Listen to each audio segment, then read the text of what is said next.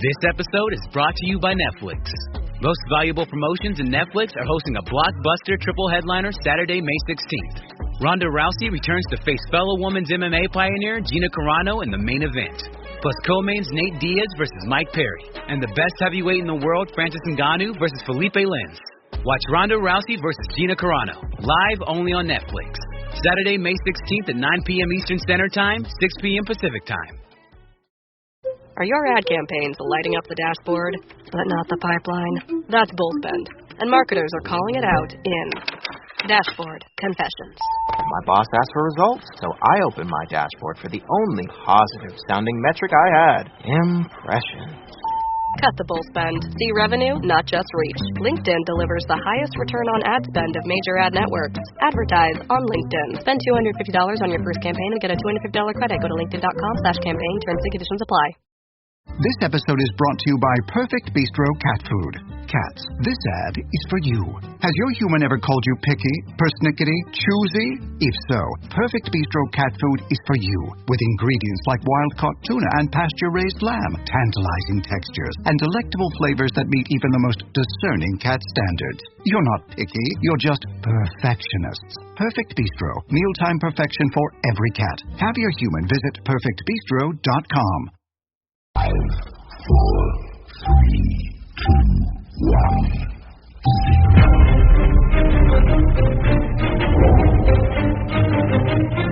Christian Moore back to Jack Goodchild on the blue line. He manages to get it wide to Jacob Minter. And Goodchild with the shot! And the Slough Jets are taking the lead on the power play with 23 seconds remaining. And Jack Goodchild is Kane Russell with the shot cross goal. No need for a save from Lorne. And Campbell has found himself on. And it's 3-1 to the Johnson Chieftains. They have their back quickly.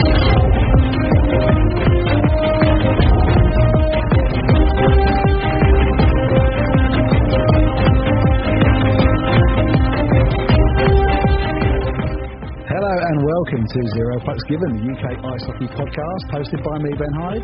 And me, Katelin Piner. We were just backwards and forwards about One Tree Hill there before we came recording. So welcome to ZPG 5.0? 4.0? 5.0. 5.0 for the 26-27 season. There's a few of the things in this are still going to be the same. The graphics, the intro, and that's still the same. It will change at the start of the season because we are going to bring back the original theme tune, because it's actually called Zero Pucks. So, I don't know why we even strayed from it in the first place. But we're coming back now because obviously we've had a few weeks off.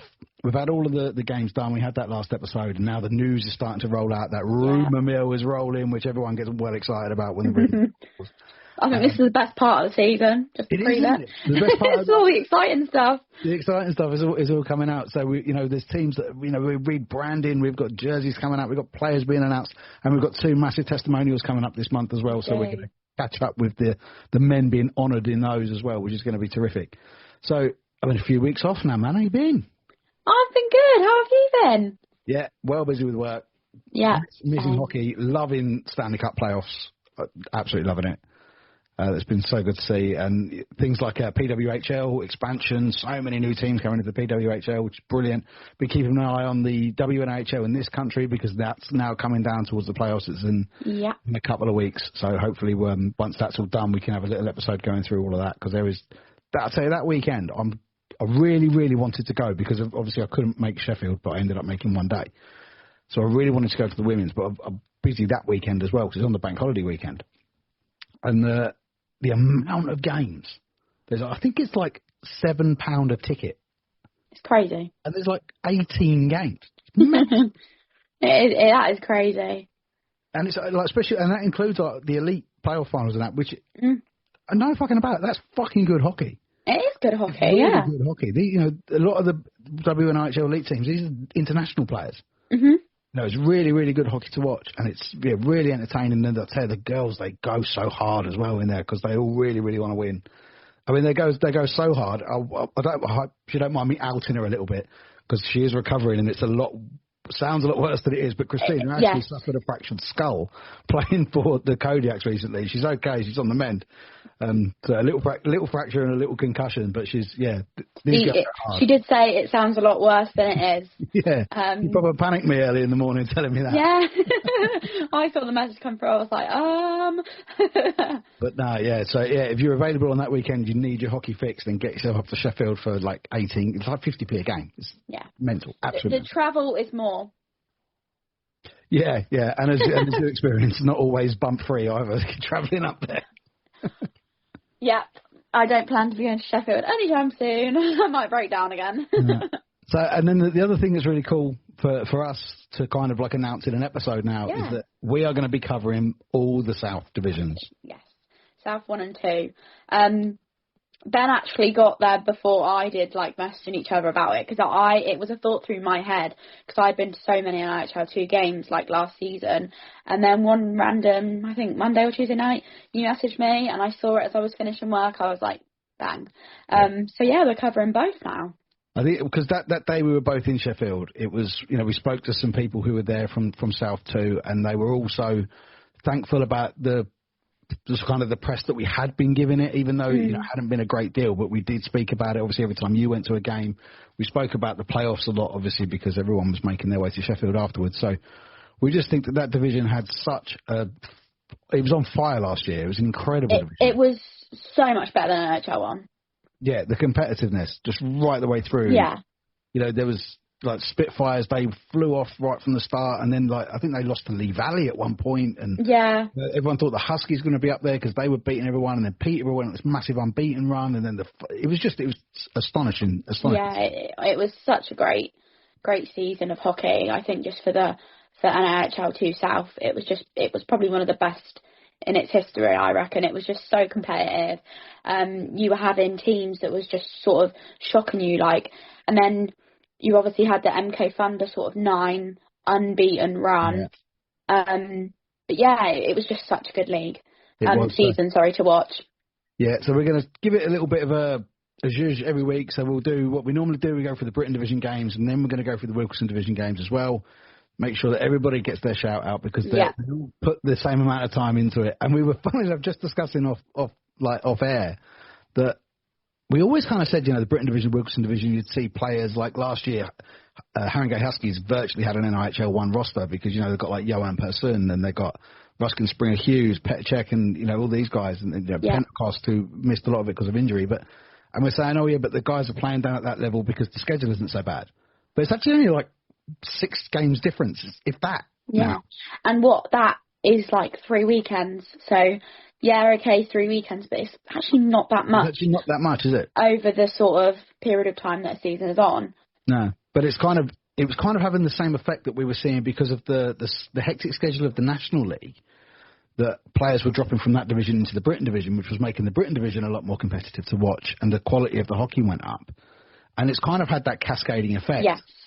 That's been really good to see. Yeah, it is really good to see, because you do then see the talent more, and like you said, it's just better hockey to watch, so it's better for the fans. And even though we don't have relegation and promotion, that is the idea behind a pyramid, really, isn't it? That you filter it down. So what we'll do for this episode, then, we're going to run through all the teams that have signed players, have a look at who they've signed and who's gone. Obviously, we've got a couple of teams that have had little rebrands or maybe little announcements coming for next season, so we'll do that as well. So we'll go alphabetically, and we will start in the Britton Division, and we will start over the M4 in Cardiff. Now, Rebrand. Obviously, last season's logo, which was really, really cool, I think the dragon logo and everything, that was for their 10th anniversary. Yeah. And when Lewis Stevens was on with us, we spoke about the original logo, didn't we, and how it was designed and that. And it's really similar to like the Chicago Fire football team's logo from like the 90s. And then none of them were really that keen on it anymore. So now they've gone like in a completely different direction. Completely different. Like, dragon. If you I don't think you'd look at that and think Cardiff Fire. No, it's very different. I love the colour scheme. I love the red, black, white, yellow. I love that. I think that works terrifically. The F logo, I think it looks a little bit like an AI Foo Fighters logo that's been cut in half for me personally. I'm not a massive fan. Love the idea of pyro. So they've got a mascot now called Pyro, like Pyro. a head, and that's going to be introduced into the third jersey, I believe, is the Pyro head. I love that. I think that's terrific. Yeah, I do really like that. I think that's the sort of that's what makes it the logo just a bit better for me. Because like I said, I wouldn't look at the new logo and think that is Cardiff Fire. But then maybe that's because I'm so used to it being like either the dragon from last season or just their usual logo. But yeah, like you said, obviously colour scheme's on point. It's just not a bit of me. It's very different. I think it's because it's different. It's not what I was expecting. Yeah, and to be fair, like with most things, you're not going to please everybody. So, of course not. You know, and fair play for them to try and go and because not only does this club have this rebrand, this club needs a rebuild. Rebuild, yeah. Because, you know, last year was pretty horrific. You know, one overtime victory in the whole season, you know, some proper tankings. And then looking at the players that have gone out the door, you know, these are big names. Yeah. And not just in physical stature like Big Rig Joe Llewellyn, who's gone to be a pro golfer in South Africa. Very different. No, it's not very different. These hockey players are not bandits. Most of them are playing off scratch or single hand. They're don't I know about it? All you were talking about in Sheffield with loads of different people, and I was just stood there like. Oh yeah, of course, yeah, because that's where I've been the day before. So that was the only two questions that you got on Saturday was, you got here? Got here? Question mark? Ben? Or where's Ben? Everyone knew I wasn't going to be there. Why was I asking that? And I said to you the other day, you know what that says to me? No one's listening. No one listens. No one listens. Or they're not like fully set on me yet. They just want you. But then the Sunday question was, how's golf? How was golf? How was golf? Yeah. So I went passing the information round. There was a lot of golf chat on the Sunday. But yeah, so looking at the players out of Cardiff store this for this season, obviously Big Rig Joe Llewellyn, Chris Fox is retired. Thomas Stevens is retired. And then Captain Lewis Stevens has moved on. That is the biggest loss they'll have. I think we spoke with him, but as a person, he said he was nominated as captain, so he's clearly a big person and like a big voice in the room. To lose that is like so incredibly bad, like not bad, but that's going to be a big loss for them. And they announced this week that Shep has returned as player coach. Yes. So that's a great retention because similar to Lewis, I think he holds that kind of stature in the room, that respect. Yeah. And it's going to be something that, because I say, with this rebrand rebuild, we also shared their social media update that they are joining in with a pathway with the Bristol Pitbulls National and the Bristol Pitbulls 2. So it's kind of like these two clubs have linked to ensure that there's hockey opportunities at every level. Yeah, because obviously when Bristol went up from NIHL 1, you're missing that sort of little gap between 2 and National. So bringing in Cardiff, I think, is a good thing. But then I also think it's taken away from the fact that Cardiff Fire aren't part of like the Cardiff pathway. Which, to be fair, if it's and unfortunately, at some clubs, it won't work like how it does at all clubs. But if that's the way that Fire want to go around it, so they do have a pathway, at least they've got some sort of pathway. Yeah. So I think it's going to help them a lot. It will help them, yeah, because we've obviously had that discussion about, you know, you've got the Devils and then you've got the Fire and then you've got the Canucks, and if none of them are working together, and obviously you've got the junior Devils set up at Cardiff as well that, you know, are hoping to, I suppose, create players for that elite league. But, you know, and this is where do those players go? You know, them Cardiff junior players, you know, are they going to the Canucks? Are they going to the Fire? Or are they avoiding that? Are they going elsewhere? So I do think you're right. I think it's a really good thing that Cardiff can kind of fill that middle gap between the two Bristol sides and give those young players that experience of NIHL 1. Yeah. Or the players that perhaps, you know, if the import level goes up in the National League, there's going to be players from Bristol that are not going to be playing every week because of the imports, so they can come and play for Cardiff. Exactly. So, to be fair, I think it's a good thing. It's definitely a good thing. Yeah, it just, like you say, it looks strange that you can kind of say that the Fire don't have their own junior pathway, but at least they're doing something about it. They're doing something about it. It just obviously then it hides away the fact that the Cardiff like Cardiff ice hockey as a whole isn't working. But then, like I said, if it doesn't work in some places, which it doesn't, then you've got to find a resolution for that. And I think Fire have done that by filling in that gap between Bristol. Absolutely. So we await more player announcements from Cardiff then, as we do. I think Shep is actually in Vegas at the moment for a wedding, and he did go to living it up. to Game 5 the other day. He went to the Knights versus the Ducks Game 5 out in Vegas, which is great to see. Like I said, I'm loving the Stanley Cup one because the Leafs are shit. I'm right behind the Ducks. Well, you know what I'm actually really hoping for, because the Ducks have always been really great with the whole cast of the Mighty Ducks. Yeah. And having them there involved. So it's Game 6, I think tomorrow night, actually, or it might be tonight, but at the Honda Centre. So it should be there by now that Scott White should have his ZPG jersey. Mm-hmm. So I just keep imagining in my head, imagine it goes Ducks Game 6, and they go to the cast of the Mighty Ducks in the crowd, and Scott White. And he's in his ZPG jersey. That'd be incredible. It would be so cool. But, so Cardiff rebrand.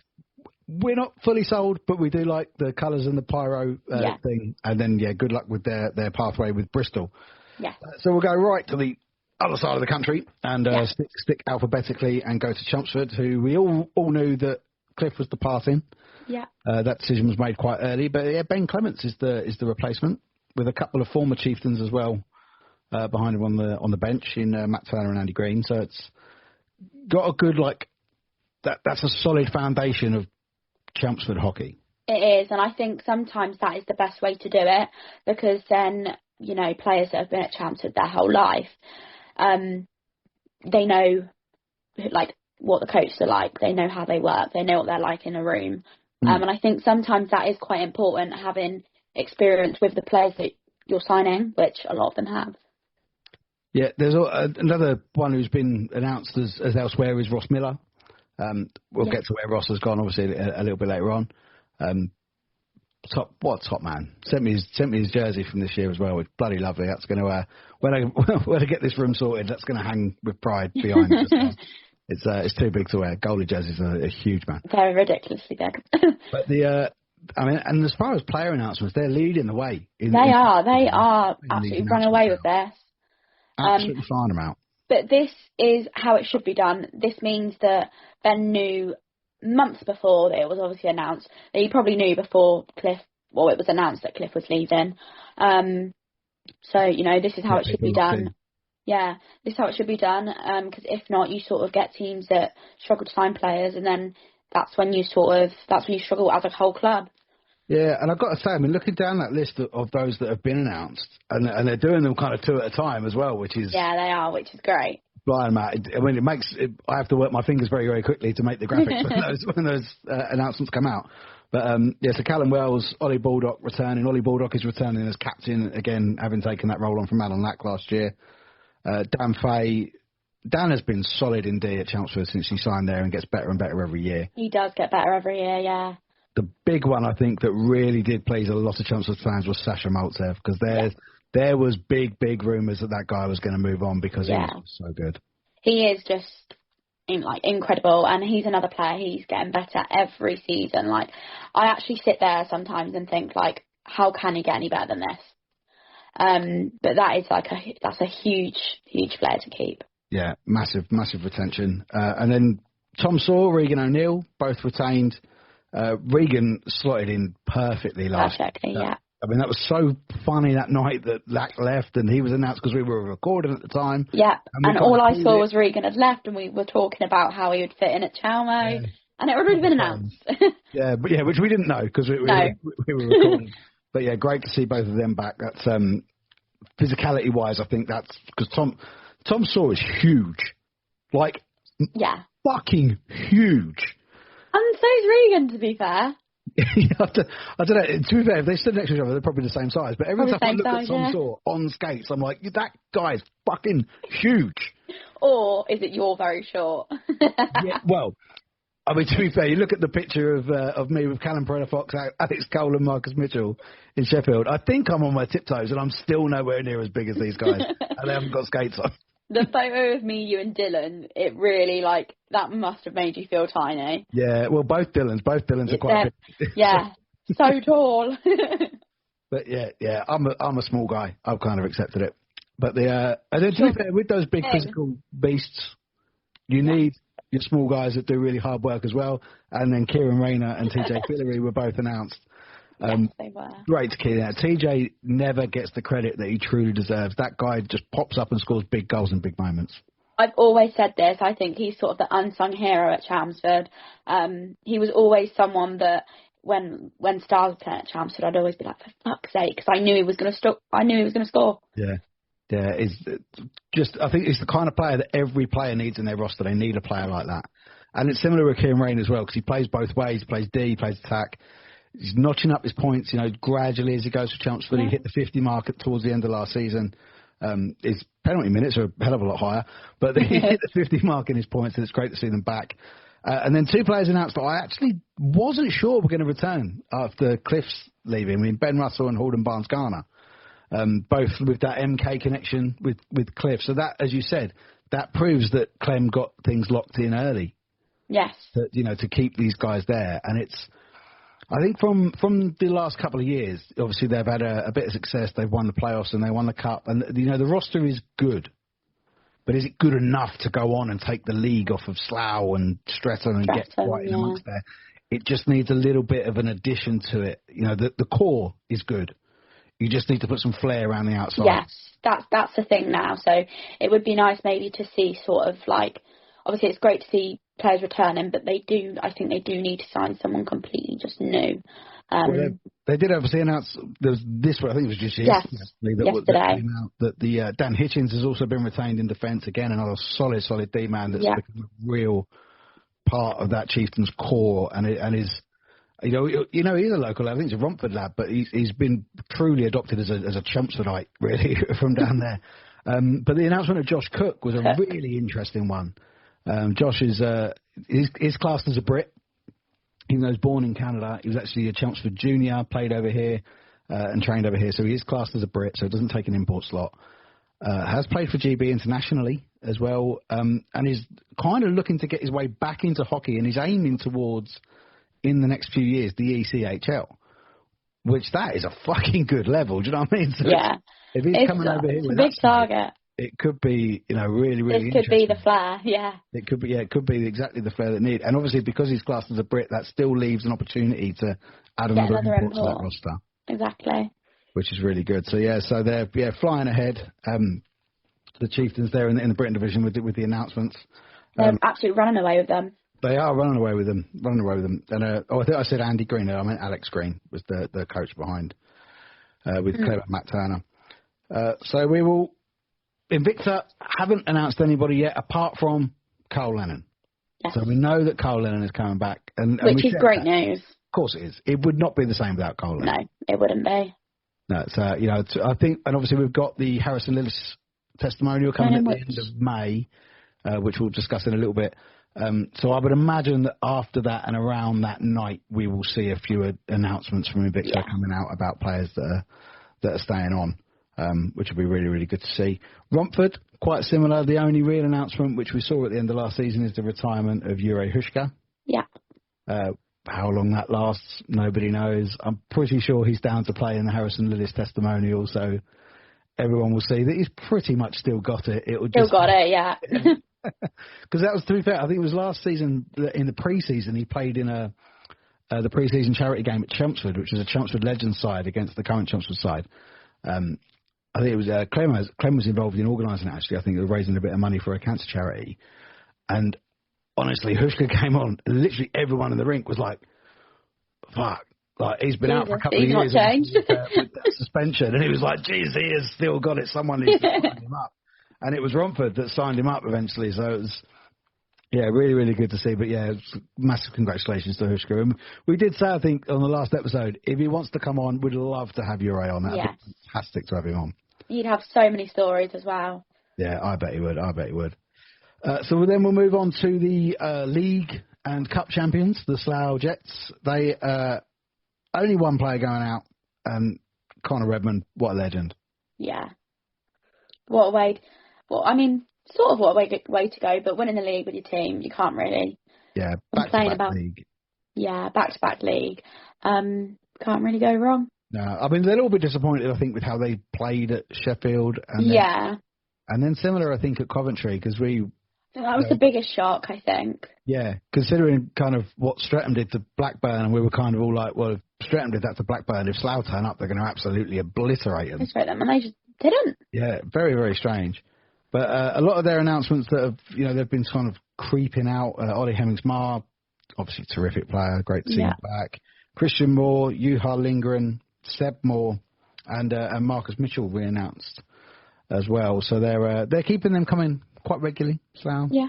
Pumping them out. I think you'll get like the core Slough, like Champs would have done it. Obviously, it's just coming out a bit slower, but I don't think their core will change very much. No. And to be fair, it hasn't over the last couple of years. I think Marcus Mitchell was actually the only addition. Last year, I want to say. And obviously during the season, the year before, Lids kind of joined in halfway through. But one thing that I'm looking forward to, hopefully they do announce him back, because I want to see him back, is Jack Goodchild. Yes. Want to see him back on the ice desperately. And I think for Slough as well, because you had that Holy Trinity, and we didn't get that last year. I've got there was a special card made that's got them three on it that says the Holy Trinity. I've got it up there somewhere on the shelf. But it was sent to me. But that'd be so good to see him back.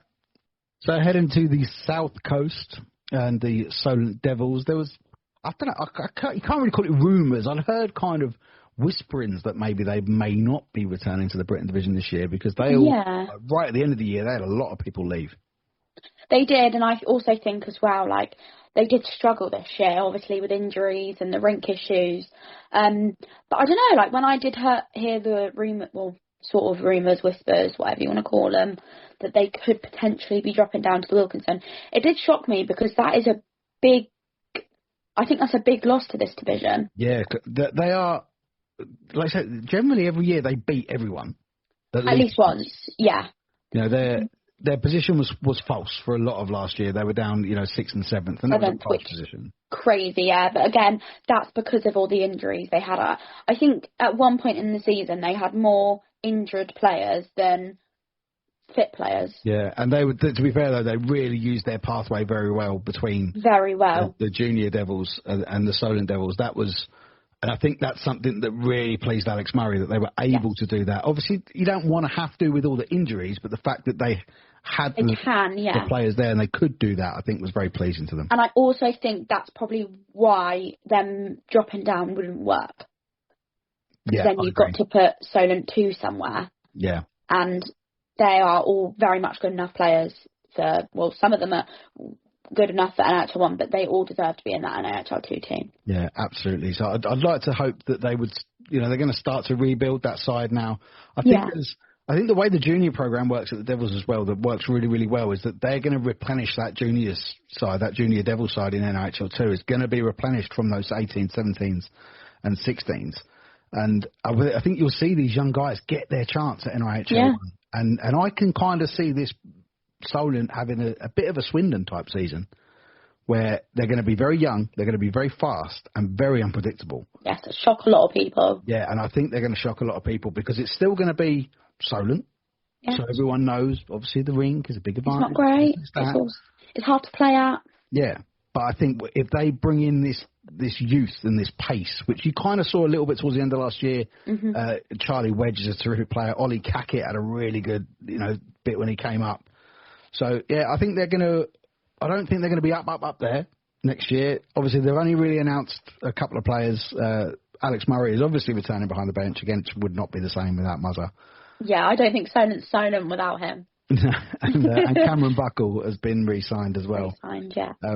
The players leaving, Dan Lackey is retired, Connor Hutchinson is retired, Mark Duffy is retired. I think Mark Pitts is actually also retired. Yes, but then I also want to say that's another sort of one, like how long for? Yeah, because he had the really bad eye injury, didn't he, last year? Yes, he did, bless him. But I'm sure I saw somewhere that he was not going to return, but like you say, I think he would probably end up coming back. Sort of coming back. You sort of miss, like, they must miss it. But the huge loss really to Solent is Liam Coleman. Massive loss. That is such a huge loss. He was their best player by far last season. Well, I don't know whether I've made this up or I've heard it and read it somewhere, and that I'm the only kind of person that's picked it up. Is he going abroad? He's going abroad. This is what I think I've heard, but then I think I've only heard that from you. But then I don't know where I've heard. Where have you heard that from? I've had Chieftains fans and Slough fans messaging me going, "Well, I tell you what, it'd be good to pick up Liam Coleman," and I'm like, "But he's going abroad." But then I'm like, "Have I made that up?" Yeah, because I definitely heard that, but then I'm trying to think, have I just heard that from you? But you know what? I've probably made it up to the extent that in my head he's going to Memmingen Indians. He's going to my German side, who just won the playoffs and have got promoted to Del 2. Liam Coleman's going there. Apparently, I've released that. Yeah, that's an exclusive. Boom, ZBZ exclusive. But could you imagine though? Please let us know if I've made that up, because Liam, there's so much that goes on. Do you know what I mean? Because we're kind of like, we're the only independent media outlet that focuses on these two divisions now.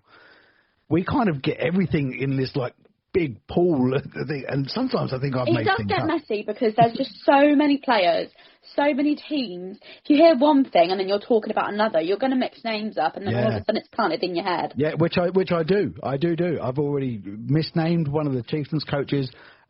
You know, spoiler alert. And you call yourself a Chelmsford fan. I know, spoiler alert. When we speak to James Warman later, I called the Streatham owners Dawn and Dave, not Dawn and Graham. Dawn and I don't know Graham. what's going on in my head, but yeah, Dawn and Graham. How dare you? So many names.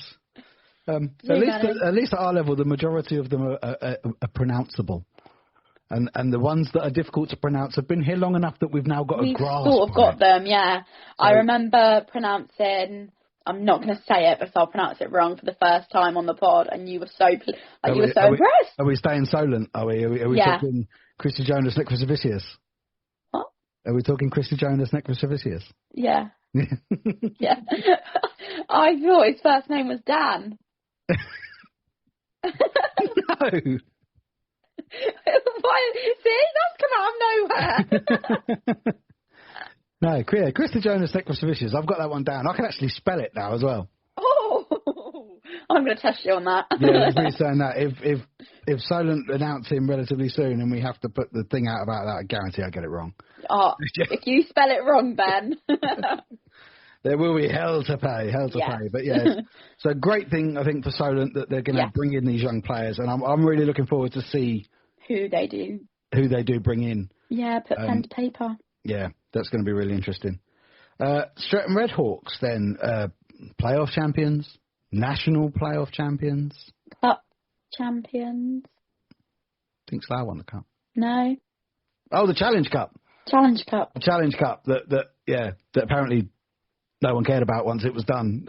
Yeah, Challenge Cup. Yeah, I think I heard an Invicta fan call it the Who Cares Cup. But they finished bottom of the group with no wins. That's probably why they called it that. Probably why. But, so, I mean, 3 trophies. What a season. They've just recently had their end-of-season awards due as well. So having all that silverware on display is terrific. It is. It is really, really good. That was towards the end of that season, like we kept saying every week about them locking in, didn't we? Mm. And they did. They did. At Sheffield, that was like Streatham of 4 or 5 years ago, Streatham. Yeah, it was the Streatham that I sort of grew up watching. They won everything. But I was sort of like taken back to that. They were just so good. Mm. They deserved every trophy they won last season. Yeah, and again, announcements kind of creeping out slowly from Streatham. Yeah. Because we've got the James Warman testimonial happening this weekend, and I'm assuming we'll probably get an announcement on that evening of 1 or 2. We do know that Danny Milton has retired. But he has returned as a bench coach. Yes, he has, which I think, that's going to suit him really well. Yeah. And to be fair, I mean, they were blessed in the pipes last year. And whoever it was in the goal, whether it was Danny or whether it was Brett or whether it was Dylan, everybody played so well every time they played. Yeah. And that, for me, that's one of the reasons why they won the trophies that they won, was their goaltending was just exceptional throughout the year. Exceptional, yeah, last year. It was, and I also think that, like, the Sheffield, like, the game on the Saturday, obviously I know it went to penalties, but Brett kept them in that game. So. Yeah, I mean, I'm trying to think back now to that episode after Sheffield, because it was a week after, wasn't it? Because it was after my trip to... Because you was away with I was Palace. In Italy, yeah. But I don't know if we waxed lyrical enough about how good Brett Shepherd was at Sheffield. He was just so amazing all weekend. Like he got man of the match both games. thoroughly deserved. I'm pretty sure he did. I'm pretty sure he did as well. Yeah, pretty sure he did. It's been a few weeks since. No, man of the match was Alan Lack in the final. In the final, it was Alan Lack, yeah. On the Saturday, it was Brett. But he could have easily got it all weekend. Alan Lack talking, everyone's sort of like saying he was retiring. Nothing was ever actually confirmed. No, nothing was confirmed. It's there was really no weird. Guard of Honour. There's no confirmation of him coming out. There was social media posts about the last run at it. It's all going his personal social media on post. his personal social media. Yeah, so it was interesting to see again another player that's just going to really struggle to let go of the game. I think it's sort of it's just in him. It's ingrained into him that he needs to be playing ice hockey. Yeah, absolutely addictive stuff. And he was, he slotted in at Streatham terrifically last year. Oh wow, yeah, and it was rumoured for ages, weren't it? Yeah. And we spoke about it, and then we were like, no, that's not happening because it was rumoured ages ago, and it's not happening, so it won't happen now. And then one night he was there. Yeah, and it was we're kind of almost a reuniting with JJ Pitchley. They were very, very good together at the Bees. Yeah. Just terrific. And I think that signing kind of galvanised Streatham. Yeah, at that time. It completed them at the point. Yeah, I think so, and I think that was again another massive factor in their success. Yeah. Yeah, 100%. absolutely. And I've got to say, actually, one of the greatest goals I saw all season was in that Sunday final. Luke Brittle dangling around three and shooting through it. Shooting through it, yeah. Really good goal, that. But yeah, so it's a wait and see game. Paints has obviously been announced as their player coach again for next year. That was I think that came out before the season had even finished. Yeah, I genuinely, again, it's like Alex Murray said, I just don't think Stratton without Ben Painter at this point now. Yeah. He's just, for as long as I can remember, been the player coach. Yeah, so, and of course Stanley Ratcliffe also retained as a bench coach. Bench coach, yeah. Who's been working as well with the England junior setup as well. So terrific stuff there for him getting involved in all of that. That's great to see. Yes, it is. Really good. Right, so let's have a little look at the Wilkinson. Wilkinson, yes. There's not been a massive amount of announcements. But what I think is quite comforting, particularly at this sort of time of year, is that no one has said they're not playing. Which is good. That is good. Because I'm pretty sure it was sort of this time in last year that, we all found out about, obviously, my team. We found out about MK dropping, which we haven't spoke about, but there was a lot of rumours about, moving teams, but I don't think any of it's going to happen. No, I mean, obviously the rumours are rife at Sheffield. Sheffield's just great for rumours, isn't it? Yeah, because you hear one fan say it's like something. Chinese whistles, isn't it? It goes around the ring. You sort of just whisper it along around the whole ring. Yeah, by the time it gets to the corner where the bar is, Liam Coleman's signed for the Birmingham Indians, and it's But Ben's still shit at golf. Yeah. So we'd heard rumours that perhaps Guildford had applied to come up, which would have been really, really good to see. I think people have been prodding the Huskies for years. When are they going to do it? Is it going to happen? But then I also think that's more based on the amount of fans they bring in, and Ali Pally, it's iconic. We want to see that in NHL one. But no, it doesn't. I mean, it might happen this season for any team, but I think that'd be quite late to announce now. Yeah, it would be. It would be quite late to announce. And like I said, there's not been a great deal of raft of players being announced. So Guildford have announced Sol Stoodley as returning to their forward line. Huskies have announced the return of Captain Stuart Appleby, which I think is his 10th season. I think with the Huskies, because it is the Huskies' 10th season. Yeah. So they've got a little. I think it's the third jersey logo with the paw and the 10. So, they're celebrating something this year, which is really good to see. The return of James Pentecost is fantastic. He's had knee surgery now, returning again. Another player that will not let go of the game. And long shall he not, because he is still such a great player. Oh, he's so good to watch, and he's so skillful. And even though, I'm assuming everyone knows what he does for a living. He's got a fucking serious job. Yeah, serious job. He's an airline pilot. He's got 2 young children, and he's still in there week after playing week. Hockey. He's had his knee surgery, and he's coming back. It's fantastic to see. Yeah, incredible. So I did get a little bit of stick for the picture that we shared of him because it was a picture of him in a Chieftains jersey. So I was like, well, that's the picture I had of him. Sorry. But no, great to see that the Huskies are starting to, and I can see a similar sort of setup from them this year. I think they're going to have a good roster again. Yes, and do you know what? If that means one more season in IHL2 for them to come up to see, like, not next season, but season after. Be brilliant. Yeah, that will be really, really good to see. I think their main thing will be silverware this year. I think it has to be, and Has to be. I think the signing of Nathan Long from Peterborough. Yes. That's a really good sign to say. Huge. We're going after it this year. Yeah, we want it. Yeah, because they've been kind of close, but no cigar in the past couple of years. You know, they got to a playoff semi-final, they got to a cup final, I believe, as well. Against Peterborough last year. So it's been close, but they do need to They just need to go that extra mile. That extra little mile. And I mean, another team in the Wilkinson Division that look like they are going hell for leather for silverware next year are the Canucks.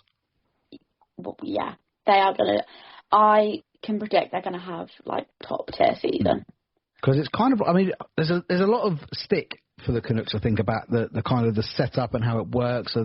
I've heard people, throwing around comments of, it's $3,000 to play for the Canucks juniors setup, because it's kind of like, I think it's like a Knockanagan Academy type thing that they're trying to get going, where kids can be educated and train more regularly, and it's almost like a scholarship. Yeah. But you have to pay for it.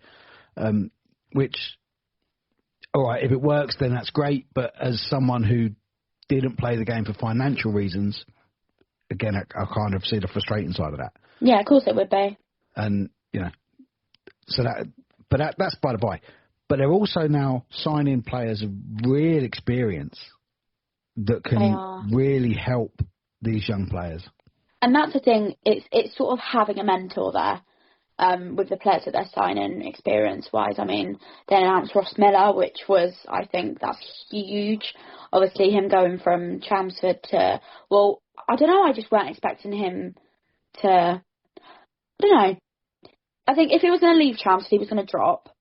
But I weren't expecting it, like, only up one season after. But, like, for Canucks, that is a massive signing. And then, obviously... Shorter commute as well. Yeah, a lot shorter. And then also, like, Lewis Stevens, like, them two on their own, like, that is... If that's the way they're going to carry on, they're going to have a good season. Yeah, those two signings particularly really do stand out for them. Yeah. Ian Spridgen as well. Another player with IHL1 experience.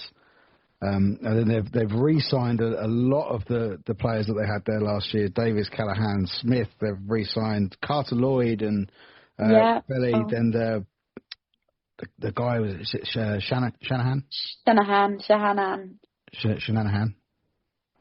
He was captain last year, wasn't he? Oh, I had a photo with him. Yeah, he did. Yeah. And they're young prospects as well. They keep coming in there. Riley Sheldon, the other Cam Bartlett. Yeah, we have Cam Bartlett. That was so rude, Ben. Shanahan, Bryant, Morris, and Langseth as well, another really experienced player.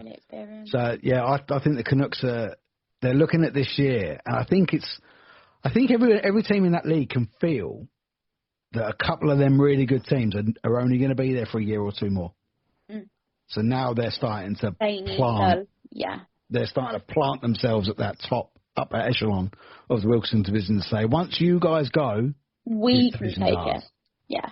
And I think great to see. This is where it's going to get really competitive again. I do predict that this, like, the Wilkinson will be a lot more competitive than the Britton Division. Yeah, again. Yeah, absolutely. There was one announcement from the Mustangs that Jake Stedman has re-signed, but he's going to be captain this year, which is a great thing for him. He's been at the club for such a long time, so that's a really, really good shout for the Mustangs. Yes.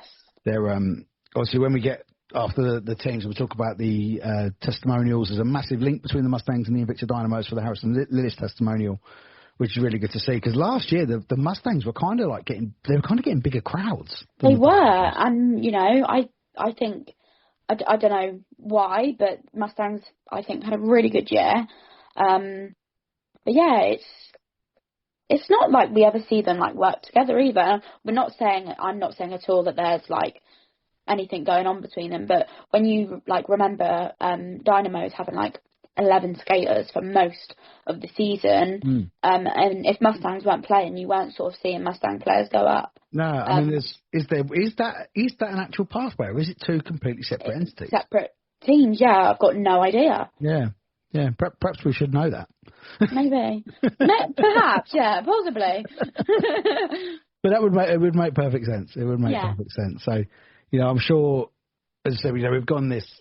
We'll do an episode next month as well, where we'll keep up to date with this. But the announcements are going to start coming. I think there'll be a lot more. They'll start coming thick and fast. They will. They are. They're going to be a lot. They're going to be a lot quicker. So we will. I think we've gone through every signing there of every teams that have announced players thus far. I don't think we've missed anybody. No, I don't think so. No, I've not seen anyone announced at Oxford or Bristol or anyone like that yet. The MK Thunder have got their 25th anniversary this year. And, my God, have they nailed the jersey. The 25th anniversary jersey. They've nailed it. It's so simple, but it's just simply beautiful. Yeah. It is so nice. And we were saying off air, like, I love the colour teal. So I don't really think MK could really ever go wrong in a jersey in my eyes.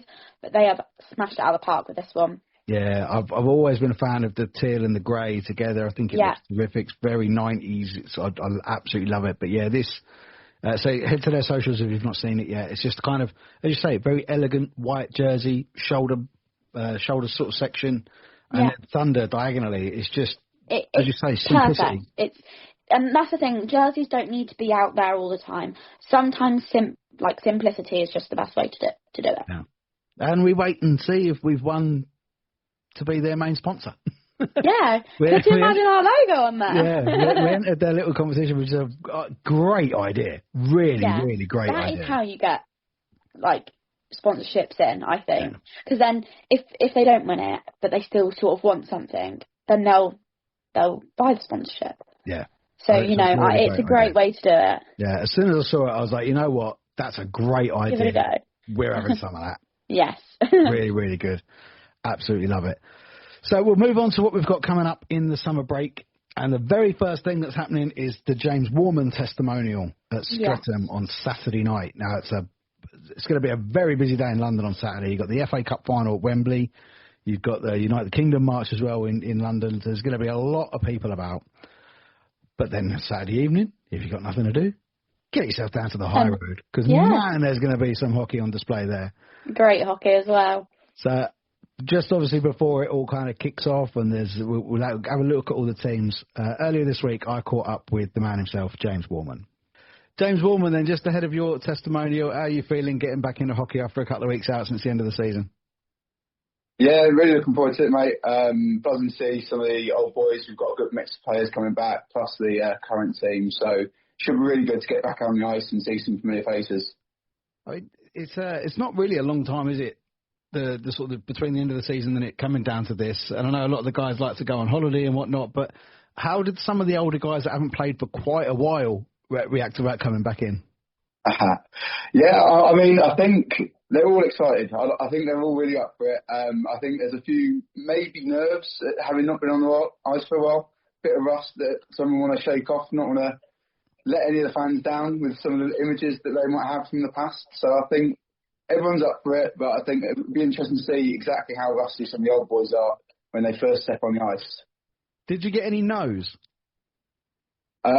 There was a few, but mainly because I think there's a stag do on at the same weekend. So a few of the boys are excited about that. So that end of season holiday, but quite a lot of yeses to be fair. So yeah, should have a really good group. Yeah, I was going to say it's probably the sort of thing that no one wants to say no to really, because it's going to be such a great occasion. But like you say, if it's clashed with like a stag do within that hockey community, because anyone who's in it just knows how tight it is. Yeah, no, exactly. I think even the boys who couldn't make it were gutted. I'm sure they'll have a wicked time as well. But no, we've got a really good group. There's been lots of yeses, lots of big names coming back for it. So I think it'll be a really good event. Was there any kind of requirements that they had to have fulfilled to be picked for it? We've tried to go with most people who appeared to Streatham. There's a couple of boys who I played with at Bristol. I wanted to get them back involved. But it was really just anyone who's been around Streatham at the same time as me. And also just picking good guys as well. I mean, Streatham had some great players, some really good guys over the year. And I think what we've got is a group that have been really committed to the club, but also guys that I've got on well with as well. So I think it's a good group and everyone get along. Now people may have noticed, Streatham did the really good step, I think, of actually starting its own social media page for the Testimonial, so they can keep it all kind of in one place. So people that would have seen the two sides would have noticed that you're named in both. So how are you going to split that? I think I just wanted to mix in with both. I mean, I've got some really good mates on either team. I didn't want to just sit on one bench the entire one, so I was going to sort of, in between one of the periods, we'll see how we go. Whoever's winning after the second or the third, I'll flip over whichever point. But I wanted to get some good time with both sets of lads, so I wanted to make sure I was on both sides. Now, it's this coming Saturday, isn't it, up on the Streatham High Road? And we know the crowds this year for Streatham have been absolutely immense. There's been so many sellouts. Yeah, really good. And like you say, bringing all of these old Streatham names back on there. I mean, everyone knows, even though I do this, I've only been involved in UK hockey for sort of 6-7 years. There's names there that I'm thinking, wow, I've not seen them on the ice for quite some time. So that's going to be certainly something to see. But would you have a prediction, do you think, of who might actually come out on top? Because the names are just really good in that Legends team. Yeah, I know. It's interesting, right? Because I think, obviously, we've had a great team this year and we've done really well.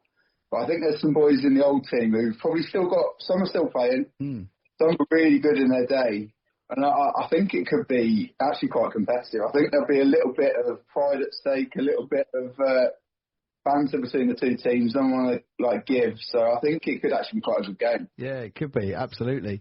So how did your testimonial come about then? Was it did it come from Dawn and Dave, or was Paints kind of keeping an eye on it? I think I've obviously been in the club for ages now, and I think as we've sort of ticked close to 10 years, people just had that in the back of their minds. We were talking about it last season, but just with the way the ice gets booked so far in advance, and I was keen to do it at the end of the season rather than the start of a new season, just so we can keep a current group together. But yeah, going into this is season 11 of playing now. It was kind of on everyone's radar going into the season, and it just got booked in nice and early the ice time, and it's all kind of fallen into place. Yeah, and like I say, a nice Saturday in May. Hopefully, some of the football's kind of all out of the way as well, so it will stop people getting in there. Is there anything else that's going on the night? Is there, because Streatham are always quite famous for their sort of mid-period break entertainment at the High Road. Is there stuff going on there? Yeah, no, we've got a few bits going on. So we've got jersey sales, the own and loans, and then also we've got I think a few raffles going on. But also the main thing, like you've just been referring to there, is the score row that they do. So we've not had that this season. So even some of the new fans who've been packing out the rink this year might not have seen it. But that's a really good way of getting the crowd involved, getting people down onto the ice. For people who don't know, it's you line up on the halfway line, you've got and you shoot it into a tiny hole in the wooden frame and sits in front of the goal. So if you get through that, I think it's a big cash prize stake. So that does get a bit lively when you start at home from halfway. Absolutely. And for people who have not had a go at that, I will tell you it's genuinely really hard. Yeah, we had it with some of the players, and even we struggled. I think the time I did it, I think I actually went full length of the ice, so that made it a little bit harder. But it is really, really hard. But James, thank you so much for giving up a few minutes of your time to talk about your testimonial. We wish you all the best for it, and see how long that you keep cracking on and playing, because we know no one's getting any younger these days, are they? Yeah, for sure. No, thank you so much. I really appreciate that. Nice one. Cheers, mate. Yeah, see you in a bit. Well, a massive thank you to James for giving us a few minutes of his time. Where people we were discussing in the background there when that was going on. But yeah, it's going to be terrific. Some of the names, like in that sort of legend side, and as you said there was not a great deal of criteria, just people he played with, people he enjoyed playing with and against, and the current Streatham side who are going to be in black on the night. They've had a great roster this year, and there's just some really good names on there. There is a couple of additions there. Brandon Miles is coming back in his number 10 for the night. And Danny Milton will be making an appearance as well, so great to see Milts. Both Ely Newman brothers, which is really good to see back in their Streatham colours, and Callum Burnett will be back there as well. And then the white team, like the Streatham Legends team, that looks absolutely astonishing. As we said there, this could be actually a bit competitive. Really good. This could be a really good hockey game. I mean, this is not a team of just old guys. I mean, we're talking, obviously Michael Farn. Yeah. Is probably past it now, but that is one competitive bloke. Yeah. And he will not want to lose on the night. Steve Osmond, still a fantastic finisher. But then you've got Jacob Ranson, great season he's had. Yeah. Malik Martelli, he's one of the greatest British prospects that we've got. Yes. When he was at Streatham, he was just a joy to watch. He was a absolute joy. Lee Jameson. That guy could still play D at the highest level in this country, even now. He's just so calm on the puck, it's ridiculous. He's a cheat code. Yes. And James Warman is listed in both. As he said, he's going to make his mind up who he plays for as to who's winning. Maybe he should do, first period, Legends, second, normal, Streatham, and then the third, whoever's winning. Yeah. Yeah, Harvey Briggs is in there as well. Harvey's had a good season up there with the Romford Raiders, played a little bit for the Buccaneers as well. Just some fantastic names. So if you've not sort of seen any of the stuff about it, you can go to J Warman Testimonial on Instagram, and all the details are there on how to get tickets, who's playing. Their Simone and Loan jerseys still up for grabs. As James said, they've got their Scoro as well, which is going on between the periods. Scoro's a fantastic game. It's so much fun. To put your money into that and see if you get picked. It's really hard, but it's really, really good fun. That's going to be terrific. And once again, thank you to James for giving up some of his time. And there's some exclusive T-shirts that are going to be on sale there as well, which are really classy looking white T-shirts with red collars and red pinstripes. So I think everybody who's a Streatham fan or has even been past or present, you've got to get down there because it's going to be an absolutely terrific night. Yeah, you have to. And then right at the end of the month, so on Saturday the 30th of May, everybody in Gillingham is going to be celebrating Harrison Lillis. Lillis, yes. So before we talk about his testimonial, I had a brief catch-up with Harry. Ben, how you doing? Hello, Harry. How you doing, mate? You okay? Yeah, I'm good, thank you. Excellent. Thanks so much for giving us a bit of your time. So it's a couple of weeks out now from the big night at Planet Ice Gillingham. Obviously had a big year at Invicta with the anniversary year as well. How are you feeling setting into it? Have you had that few weeks off and the legs feeling good? I went injury-free this year, which was great. It was a big year in terms of club's anniversary. That Bears was really, really special. I definitely enjoyed the break. Do you think, obviously, you got a great list of names that have come back, both Mustangs and Dynamos, past and present, all sort of come back to play. How do you think their legs will be feeling about now? Oh, well, so being from Invicta, I just wanted to go back to all the great players that I've played with at Invicta in my time. Yeah. So there's a few older boys that are probably thinking, Jesus Christ, Harry, I haven't skated in 5 or 6 years. But I think that's the ideal thing, isn't it? For a player like yourself who's been at a club for so long and earned themselves a testimonial, is, as you say, you wanted it to be the players that you've played with and the players that you've played against over those years. But for the fans of Invicta, this is a real chance for them to kind of see those players on the ice again, isn't it? Yeah, I mean, as a kid, the standard was so high. I really struggled to break in the team in my early years. But I think that's held me in good stead for these years. I've got so many older senior players that I've looked up to that have been great role models, who've shown me the way. And now I can sort of speak to them on a sort of equal level. And they know I love them dearly.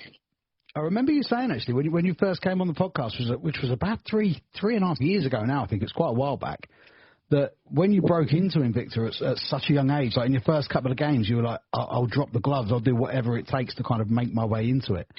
And do you think that kind of helped with your reputation at Invicta? It definitely added another string to my bow. Like, don't get me wrong, I'm not the toughest person ever, but I am willing.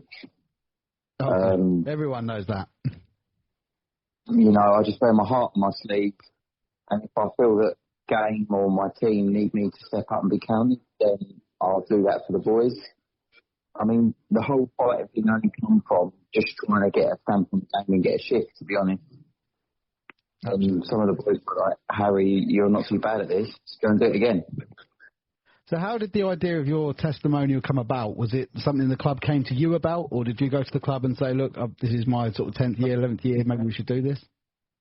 No, not at all. I signed probably like May time last year. And I was really relaxed. And then the owner, Kev Parrish, was like, Harry, can I give you a call? And I was in the barbershop getting my hair cut. And I was like, yeah, I'll call you back in an hour, mate. So I got out the barbershop and he was like, Harry, mate, you've played for us for so long now, but we're going to give you a testimonial. And I couldn't quite believe it. And then literally put the phone down. 5 minutes later, Carl Lennon rings me. Harry, I've been speaking to Kev. It's a fantastic achievement and the service you've done to the club. There's a testimonial coming your way at the end of the year. I'm really happy for you. No, that's awesome. That's awesome. So when Kev was on as well, I know how important the club is to Kev. So people like yourself who've made themselves a part of it for so long, it's that does warm my heart to hear that Kev was like that, because I can imagine he is exactly like that, because that club is family to him, I suppose. Kev is the club, to be honest. He's been in a senior role, in a leadership role for so long. He is the club, but he never really seeks any gratitude or reward. You know, he's happy to be the big bad wolf when he needs to be, and he said a funny thing once. He said, when the team win, the players are great. When the team lose, the coach is to blame. I'm sure Carl takes that on the chin every time as well. Yeah, Carl doesn't really give too much away. He keeps himself to himself. Well, I mean, for you personally, I mean, the last couple of years at Invicta, obviously you had the year where you were given the captaincy, and then you passed that terrific milestone of so many games for Invicta as well. This, I'm sure what the Invicta fans are waiting to hear, which may well come out on the testimonial night or not, is whether how long you're going to carry on for. Now, of course, you've got a little girl as well. And we all know how much personal life can sort of encroach on playing hockey at this level. So, I mean, how many more years you got left in you now? I'm just taking a year at a time. I mean, the sacrifice for what you give to play gets higher because she gets older. I miss out on more.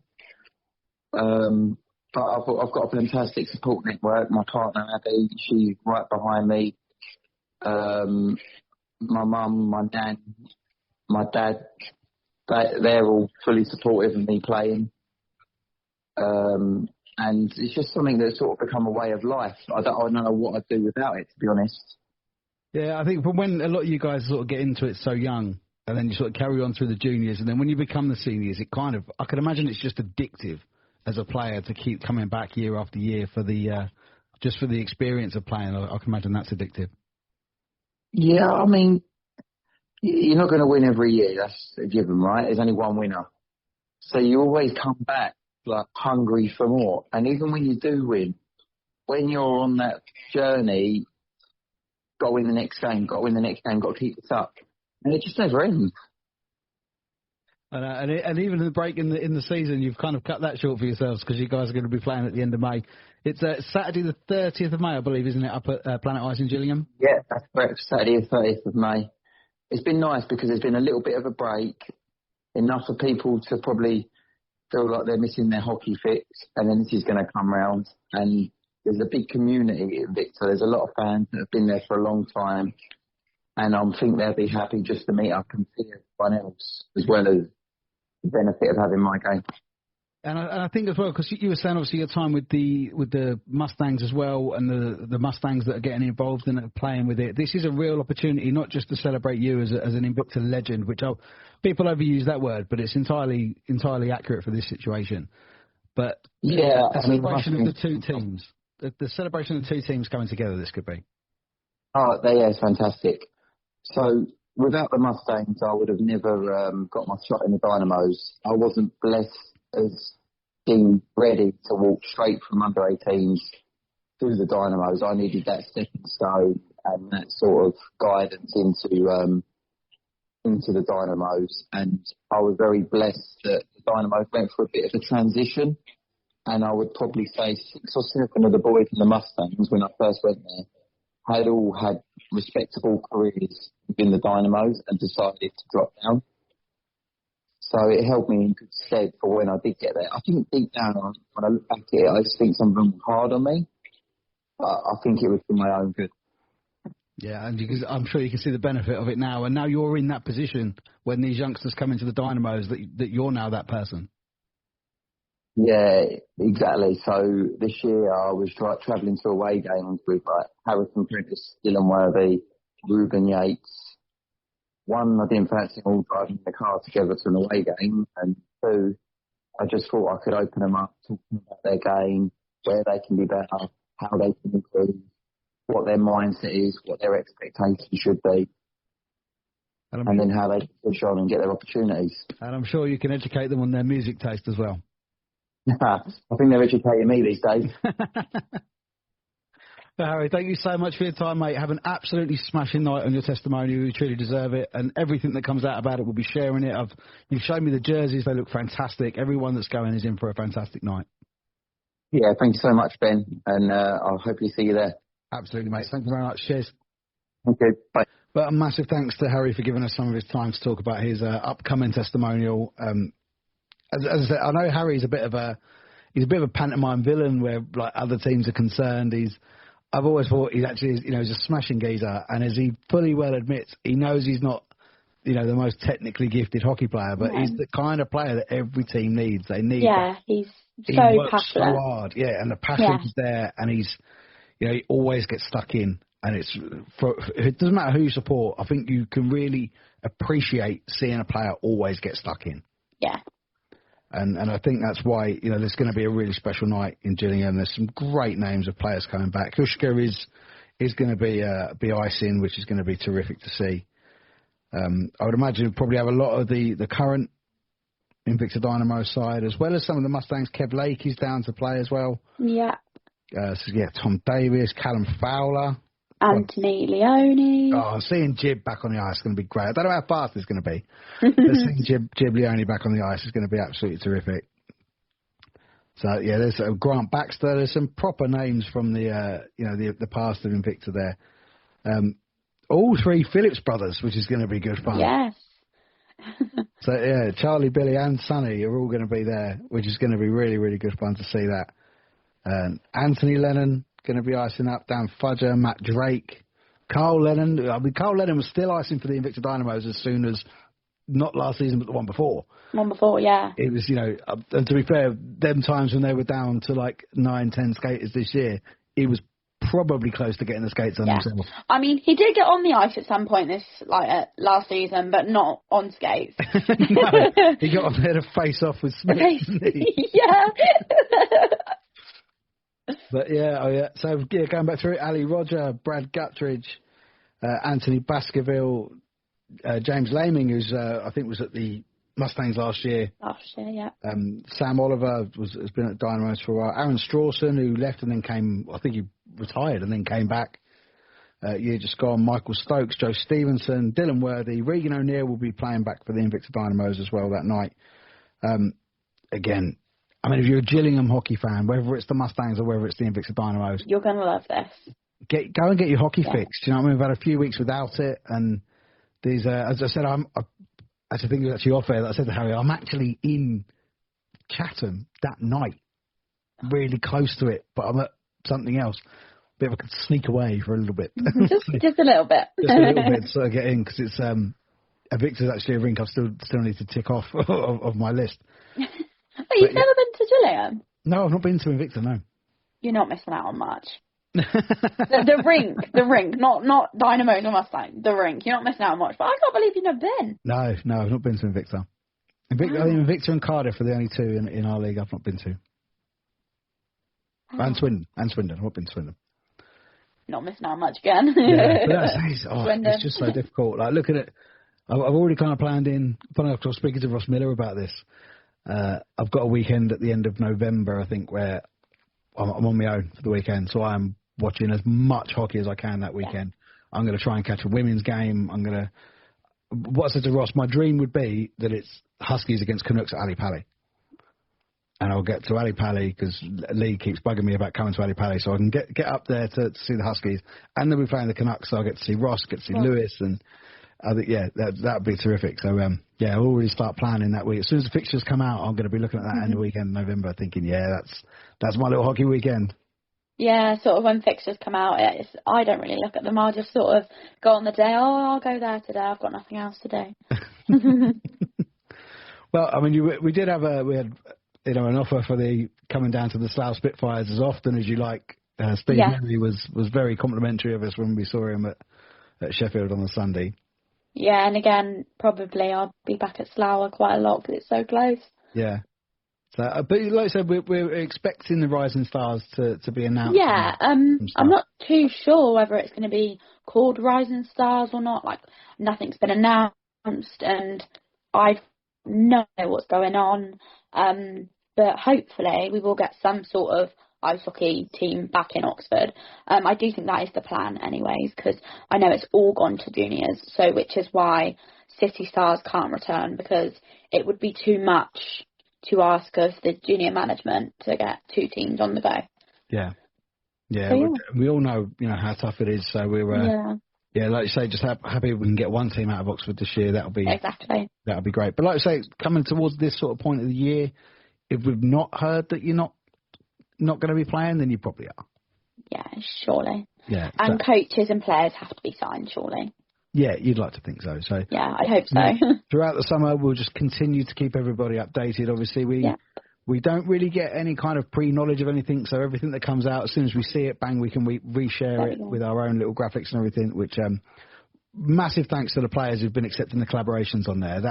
That really does warm my heart a little bit, that they care that much, that we've done this little thing, we've included a nice picture of them. We always tag the photographers, we always try to at least. If we've shared a picture that's yours and we haven't tagged you, please message us and we will tag you. Yes. Because we got to give credit where credit's due. Because it's that's kind of how we work. We all do this sort of volunteering off of our own backs. Got to build each other up. Yes, indeed. Hockey Fix Wise, like I say, we'll probably come and do an episode back in mid-June. Yes. So probably like a month from now, really. But before then, we are actually going to be catching up and getting a little hockey fix ourselves, because we're both going to go to the 4,000 and counting charity game in Slough. We are, yes. I'm pretty sure I will be there. Well, it's not even charity games, charity tournament. It's a tournament, it is. Yeah, it is a tournament. I didn't go last year, but I went the year before, and it's a good day. It's the first time I've been in the country for it. Oh, nice for some. Every time he does it, and he messages me, he's like, "Dude, do you want to come along?" And I'm always on holiday. So as soon as he said, "Man, do you want to come along?" and I was like, 13th of June, you know what? I'm there. I'm coming. Yeah. Yeah, no, I should be there. So yeah, we will be getting our hockey fix, and obviously if anyone's sort of not even local to, it's been held in Slough again, isn't it? It's in Slough. Yeah, even if it's not local and you just want to watch some hockey, go down. Yeah, and it's to be fair, I mean, so many of the guys, obviously, Nicky knows everybody, doesn't he, in hockey? Exactly. So they all come out for it. They all take it, seriously enough to make it really entertaining to watch. Really good, yeah.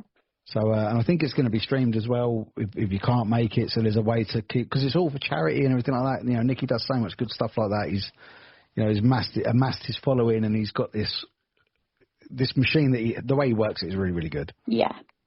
So yeah, top props to him. So we're going to go and we're going to be going hanging out down there, and we are getting our little hockey fix. And hopefully you can bring my retribe hat. I will. And hopefully you'll find your jersey. I found it. Yay! I did find it. Yeah, it's and it was exactly where I left it. Funnily enough. What, in the car? No, it wasn't in the car. It wasn't in the car. I had a bag full of jerseys that was that I took actually when we did the live recording, the live podcast at the Chelmsford Podcast Festival, or Essex Podcast Festival, sorry. And I took this whole bag of jerseys, and it was in there. And so it wasn't in my car. I didn't look properly. But no, I have found my ZPG jersey, so that will We probably won't wear that at Nikki's thing. No, we probably won't wear that. No. That's a little bit harsh, but that's. We don't want to take the. Don't take the gloss off it. That's it.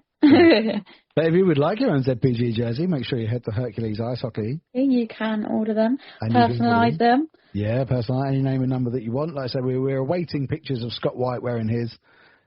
He elected to have 9 Style on the back of his, like his. Copy of my number. He could say you copied his. Yeah. Mighty Ducks 2 actually predates you, so. Yeah, it does. By quite a few years. Quite a few years, yeah. Did you manage to complete the rest of the trilogy just yet? I haven't. No, it's just life's been a bit hectic. The off season, I thought, I'll have a really unbusy summer. Yeah, no, I'm the busiest I think I've ever been in my whole life. Wow. Leaving the country twice as well, you know. Yeah, loving life. Crazy football shit. Yeah, crazy football shit, and long may it continue. Off to Leipzig I go in 2 weeks' time. Yeah, you got a final, haven't you? Yeah, we have got a final. Bloody brilliant! Can't wait. And then I got a new job, but not. Well, it is a new job, but I didn't leave my old job, so I'm now doing 2 jobs. I'm doing 2 jobs. So life's been very busy. So a TV has not been watched in a long time. But when I do get the time, I will finish it off. Yeah, you're sort of hitting to Mighty Ducks 3 because the Scott's in that as well. So that keeps it all relevant. But yeah, let's say the summertime is just. Have you got an NHL team? No, not really. Really? I just sort of watch hockey. Yeah, I watch it. I don't really support it. Yeah, because you've always kind of been involved from a volunteer's point of view. Yeah, and by the time it gets to August, especially being a volunteer, the last 2 seasons I was with Stars, you're so heavily involved. By August, you're getting stuff ready, and it's back. So I never had to wait till September. So I don't know. I watch it. I just don't have a team. You should maybe pick yourself an NHL team. Yeah. That's going to be my thing for the summer. Yeah. Pick one. There is a long list of criteria. I think you can search actually what the criteria is. That it kind of ranges from you've been there and watched them play, all the way down to I just like that player. Yeah. Maybe it will be I just like that player. Yeah. Well, it could be colours, logos. Colours and logos. There's a big spectrum of this criteria for picking an NHL team, and that's why I'm kind of stuck with the Leafs, was seeing them out there in 2002. But I did go to Anaheim in 1995, but the Ducks hadn't started yet, so I couldn't see them. So that's why the Ducks are my second team. But yeah, that was kind of the criteria. And that kind of flies in the face, actually, of me saying that I didn't play the game because of financial reasons, but yet when I was 10, I went to Anaheim, and when I was 17, I went to Toronto. Well, maybe this calls for me to go and watch a game. In the NHL? Yeah, so if anyone wants to donate any money, you're more than welcome to. Yeah, we have a Buy Me a Coffee account. If you could fill that up for us getting to the States, that'd be fantastic. Just donate a few bucks so I can go out to America. I think at the very least we should get out to Germany next year and see the Memmingen Indians in the Dell 2. I am so up for that because I love Germany as it is, and I'm so excited to go back in 2 weeks. I thought that was mental how they won the playoffs and they got promoted. I think that's crazy. I know. That's so cool. Yeah, and it was game. I think they won it in game 6, but in overtime in game 6. In overtime, yeah. And there was an ice invasion. They literally just opened the doors and all the fans went on the ice, all the ultras and everything with their tops off and swinging the scarves around. It's amazing. The thought of ice hockey having ultras, that's my 2 worlds combined. Yeah. That is literally my 2 worlds combined. I'm there for that. Give me a pyro. And that loops us nicely back to starting on Cardiff. Cardiff, yeah, it does. Wonderful. So we've gone full circle. We do. Well, we have, yeah. Excellent stuff. Well, I'll see you in a month. Yes, less than a month today. Less than a month today. Nice one. Katelin, thank you always for your time. You too, Ben. See you later. Bye.